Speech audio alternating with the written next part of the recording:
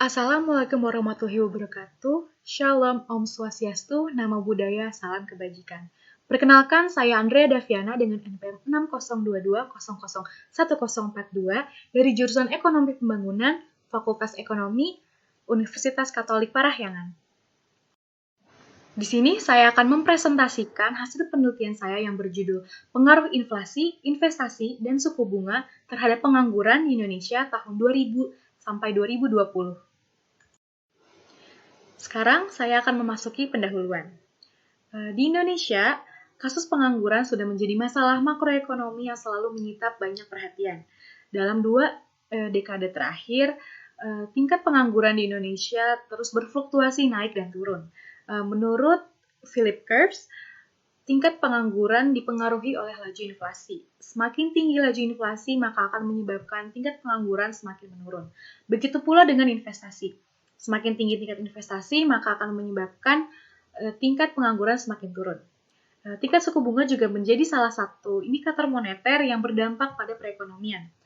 Tingkat suku bunga yang tinggi akan berpengaruh terhadap keputusan untuk melakukan investasi pada real assets atau financial assets. Selanjutnya, data dan metode penelitian. Data yang saya ambil untuk penelitian ini semuanya bersumber dari The World Bank. Dan periode yang saya ambil yaitu tahun 2000 hingga 2020. Penelitian ini menggunakan metode pengolahan data Error Correction Model atau ECM, di mana ECM ini merupakan sebuah model yang digunakan untuk melihat pengaruh jangka panjang dan jangka pendek dari setiap variabel independen maupun dependennya. Saya juga memulai penelitian ini dengan mengestimasi uji stasioner pada seluruh data dan hasilnya seluruh data ini dinyatakan stasioner pada alfa 5%. Selanjutnya saya melakukan uji kointegrasi untuk melihat apakah adanya kointegrasi dari setiap variabel, di mana hasilnya ini data dinyatakan saling berkointegrasi. Kemudian saya juga dapat menentukan persamaan jangka panjang dan jangka pendeknya dengan hasil regresi berikut ini. Selanjutnya saya akan memasuki topik pembahasan. Yang pertama adalah hubungan inflasi terhadap pengangguran. Philip Curves dapat menjelaskan bagaimana hubungan inflasi dan pengangguran dalam jangka pendek. Philip Curves juga berpendapat bahwa inflasi dan pengangguran memiliki hubungan negatif atau berbanding terbalik, di mana artinya tingkat inflasi yang semakin tinggi, maka tingkat pengangguran akan semakin rendah. Hal ini juga sudah sejalan dengan hasil penelitian saya. Selanjutnya, hubungan investasi terhadap pengangguran.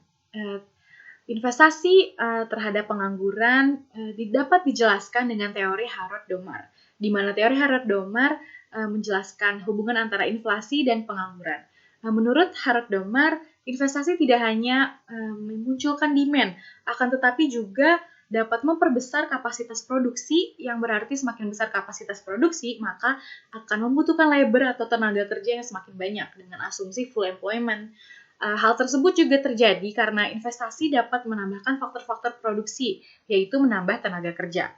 Dengan meningkatnya investasi, maka perekonomian akan mampu menyerap tenaga kerja lebih banyak sehingga partisipan angkatan kerja akan semakin meningkat dan pengangguran akan semakin menurun. Selanjutnya, hubungan antara suku bunga terhadap pengangguran. Dampak suku bunga dapat menyebabkan melusunya perekonomian. Hal tersebut berdampak terhadap menurunnya kesempatan kerja dan produksi juga akan ikut menurun sehingga mengurangi jumlah tenaga kerja.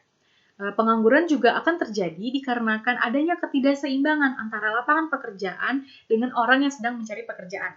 Tingkat suku bunga juga dapat menjadi salah satu indikator untuk menentukan bagaimana orang tersebut akan berinvestasi atau akan menabung. Sampailah saya kepada akhir dari presentasi saya, yaitu kesimpulan. Saya menarik 3 kesimpulan dari penelitian saya. Yang pertama, variabel inflasi, investasi, dan suku bunga terhadap pengangguran tidak memiliki hubungan jangka panjang dan jangka pendek. Yang kedua, penelitian ini sudah sesuai dengan model Philip Curves yang menyatakan adanya hubungan negatif antara inflasi dan pengangguran.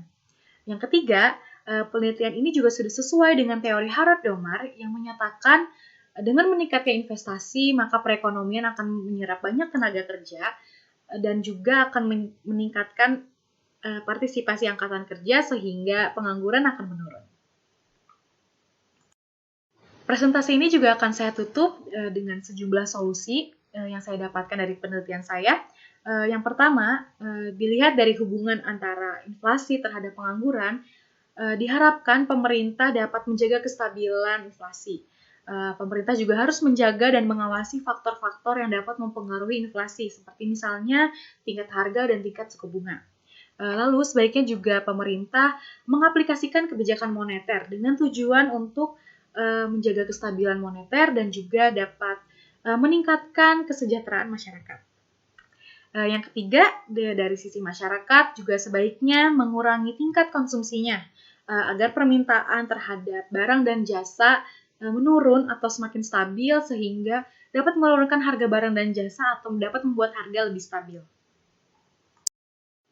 Akhir kata saya ucapkan terima kasih banyak atas perhatiannya.